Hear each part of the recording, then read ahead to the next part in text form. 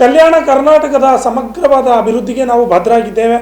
ಕಲ್ಯಾಣ ಕರ್ನಾಟಕ ಪ್ರದೇಶಾಭಿವೃದ್ಧಿ ಮಂಡಳಿಯ ಅಭಿವೃದ್ಧಿಗಾಗಿ ಬದ್ಧವಾಗಿದ್ದು, ಸರ್ಕಾರದ ಬಜೆಟ್ನಲ್ಲಿ ನಮಗೆ ನೀಡಿದ ಹಣವನ್ನು ಸಂಪೂರ್ಣವಾಗಿ ಬಳಸಿಕೊಂಡು ಅಭಿವೃದ್ಧಿ ಮಾಡ್ತಾ ಇದ್ದೇವೆ.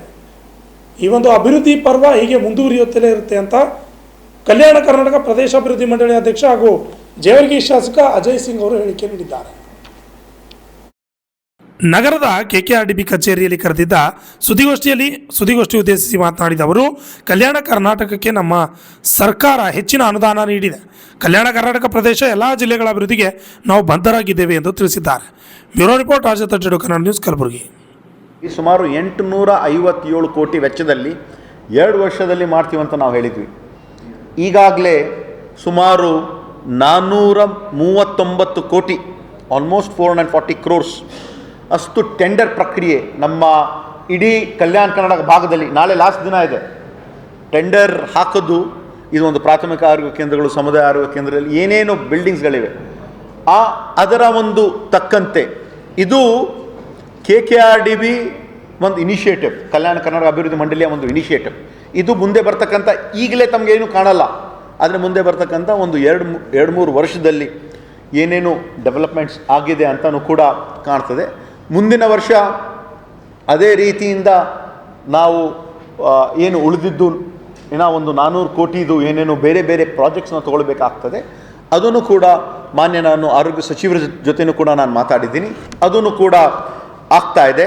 ಅದೇ ಒಂದು ರೀತಿಯಿಂದ ಅಲ್ಪಸಂಖ್ಯಾತರ ಅಭಿವೃದ್ಧಿ, ತಮಗೆ ನಾನೇನು ಹೇಳಿದ್ದೆ, ಅಲ್ಪಸಂಖ್ಯಾತರ ನಮ್ಮ ಭಾಗದಲ್ಲಿ ಇರ್ತಕ್ಕಂಥ ಅಲ್ಪಸಂಖ್ಯಾತರ ಅಭಿವೃದ್ಧಿಗೋಸ್ಕರ ಮೌಲಾನಾ ಆಜಾದ್ ಶಾಲೆಗಳು, MDRS ಶಾಲೆಗಳು, ಹಾಸ್ಟೆಲ್ಸ್ಗಳ ಒಂದು ಉತ್ತೀಕರಣ, ಅದಕ್ಕೆಲ್ಲ ಮೇಲ್ದರ್ಜೆಗಳು ಎಲ್ಲ ಮಾಡಬೇಕಂದ್ರೆ ಆ ಒಂದು ಮಾಡೆಲ್ ಶಾಲೆಗಳಿಗೂ ಕೂಡ ಸುಮಾರು 358 ಕೋಟಿ ವೆಚ್ಚದಲ್ಲಿ ಆ ಒಂದು ಟೆಂಡರ್ ಪ್ರಕ್ರಿಯೆಯು ಕೂಡ ಭಾಳಷ್ಟು ಕಡೆ ಮುಗಿದಿದೆ.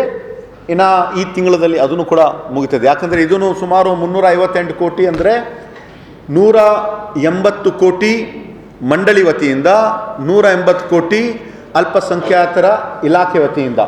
ಈ ವರ್ಷ ನಾವು 90 ಕೋಟಿ ಇದಕ್ಕೋಸ್ಕರ ನಾವು ಮೀಸಲಿಟ್ಟಿದ್ದೀವಿ. ಮುಂದಿನ ವರ್ಷ 90 ಕೋಟಿ ಮತ್ತು ಇಲಾಖೆ ವತಿಯಿಂದ. ಇದನ್ನು ಕೂಡ ಇದೆಲ್ಲ ಕೆಲಸ ಕಾರ್ಯಕ್ರಮಗಳು ಮಾನ್ಯ ಮುಖ್ಯಮಂತ್ರಿಯವರು ಕೂಡ ಅವ್ರಿಗೂ ಸ್ವಲ್ಪ ತಾವೆಲ್ಲ ನೋಡಿದ್ದೀರಿ, ಆರಾಮಿರಲಿಲ್ಲ ಅಂತ ಆ ಒಂದು ಕಾರಣಕ್ಕೆ ಆಗಿಲ್ಲ. ಎಲ್ಲ ಒಂದೊಂದು ಹಂತವಾಗಿ ಜಿಲ್ಲಾ ಮಟ್ಟದಲ್ಲಿ ನಾವು ಇಡ್ತಾ ಇದ್ದೀವಿ. ಮತ್ತು ಅದ್ರ ಜೊತೆಯಾಗಿ ಕಲ್ಯಾಣ ಪಥವನ್ನು ಕೂಡ ಈಗಾಗಲೇ ಟೆಂಡರ್ ಪ್ರಕ್ರಿಯೆ ಮುಗಿದಿದೆ. ಮಾನ್ಯ ಮುಖ್ಯಮಂತ್ರಿಗೆ ನಾವು ಕಾಯ್ತಾ ಇದ್ದೀವಿ, ಅವ್ರ ಕಡೆಯಿಂದ ಪ್ರಾರಂಭ ಮಾಡಬೇಕಂತ. ಸುಮಾರು 330 ಕೋಟಿ ನಾವು ಕಲ್ಯಾಣ ಕರ್ನಾಟಕ ಅಭಿವೃದ್ಧಿ ಮಂಡಳಿ ವತಿಯಿಂದ ಈಗಾಗಲೇ ಮೀಸಲಿಟ್ಟು ಹಣವು ಕೂಡ ನಾವು ಬಿಡುಗಡೆಯನ್ನು ಮಾಡಿದ್ದೀವಿ. ಹಿಂದುಳಿದ ವರ್ಗದ ಅಭಿವೃದ್ಧಿಗಾಗಿ ಸುಮಾರು 34 ಕಡೆ 156 ಕೋಟಿ ವೆಚ್ಚದಲ್ಲಿ ಅರ್ಧ ಭಾಗದಲ್ಲಿ ಹಿಂದುಳಿದ ವರ್ಗ ಅಭಿವೃದ್ಧಿಗೂ ಕೂಡ ಟೆಂಡರ್ ಪ್ರಕ್ರಿಯೆ ನಡೆದಿದೆ.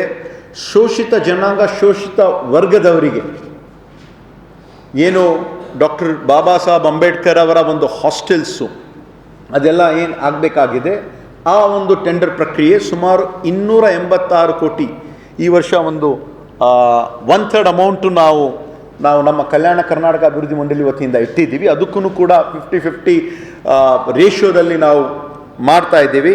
ಮತ್ತು ಇಲ್ಲಿ ಇರ್ತಕ್ಕಂಥ ಒಂದು ರೆವಿನ್ಯೂ ಡಿಪಾರ್ಟ್ಮೆಂಟಲ್ಲೂ ಕೂಡ ಟೆಂಡರ್ ಪ್ರಕ್ರಿಯೆ ಇದೆಂದೂ ಕೂಡ ಆಗಿರಲಿಲ್ಲ. ನಾನು ಮತ್ತೆ ಪದೇ ಯಾಕೆ ಹೇಳ್ತಾ ಇದ್ದೀನಿ ಅಂದರೆ, ಸುಮಾರು ಒಂದು 16 ಹೊಸದಾಗಿ ನಮ್ಮ ಭಾಗದಲ್ಲಿರ್ತಕ್ಕಂಥ 18ರಲ್ಲಿ 16 ಮಿನಿ ವಿಧಾನಸೌಧಗಳು ಆ ಒಂದು ಟೆಂಡರ್ ಪ್ರಕ್ರಿಯೆಯು ಕೂಡ ನಡೆದಿದೆ. ಇದೆಲ್ಲ ಕಾರ್ಯರೂಪಕ್ಕೆ ಬರ್ತಾ ಇದೆ ಅಂತ ತಮ್ಗೆ ಹೇಳ್ತಾ ಇದ್ದೇನೆ.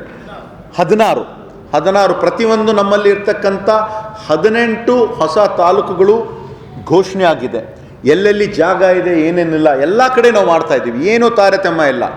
ಯಾವ ಒಂದು ಕ್ಷೇತ್ರ ಅಂತಲ್ಲ, ಯಾವುದು ಅನೌನ್ಸ್ ಆಗಿದೆ ಪಕ್ಷರಹಿತವಾಗಿ ಪ್ರತಿಯೊಂದು ಮತಕ್ಷೇತ್ರದಲ್ಲಿ ಎಲ್ಲೆಲ್ಲಿ ಹೊಸ ತಾಲೂಕು ಆಗಿದೆ ಅಲ್ಲಿ ಮಿನಿ ವಿಧಾನಸೌಧ ಆಗ್ತಾ ಇದೆ. ಸುಮಾರು 137 ಕೋಟಿ 50 ಲಕ್ಷ ವೆಚ್ಚದಲ್ಲಿ ಅದೂ ಕೂಡ ಆಗ್ತಾ ಇದೆ. ಅದು 50-50% ಮಾನ್ಯ ಕಂದಾಯ ಸಚಿವರು ನಮ್ಮ ಭಾಗದಲ್ಲಿ ಇರ್ತಕ್ಕಂಥ ಮೊದಲ ಬಾರಿಗೆ 8 ಕೋಟಿ 60 ಲಕ್ಷ ವೆಚ್ಚದಲ್ಲಿ ಒಂದು ಮಿನಿ ವಿಧಾನಸೌಧ ಆಗಬೇಕು. 4 ಕೋಟಿ 30 ಲಕ್ಷ ನಮ್ಮ ಕಲ್ಯಾಣ ಕರ್ನಾಟಕ ಅಭಿವೃದ್ಧಿ ಮಂಡಳಿ ವತಿಯಿಂದ ಮತ್ತು 4 ಕೋಟಿ 30 ಲಕ್ಷ ಕಂದಾಯ ಇಲಾಖೆ ವತಿಯಿಂದ ಮಾಡ್ತಕ್ಕಂಥ ಒಂದು ಪ್ರಯತ್ನ, ಒಂದು ಪ್ರಕ್ರಿಯೆಯು ಕೂಡ ನಡೀತಾ ಇದೆ.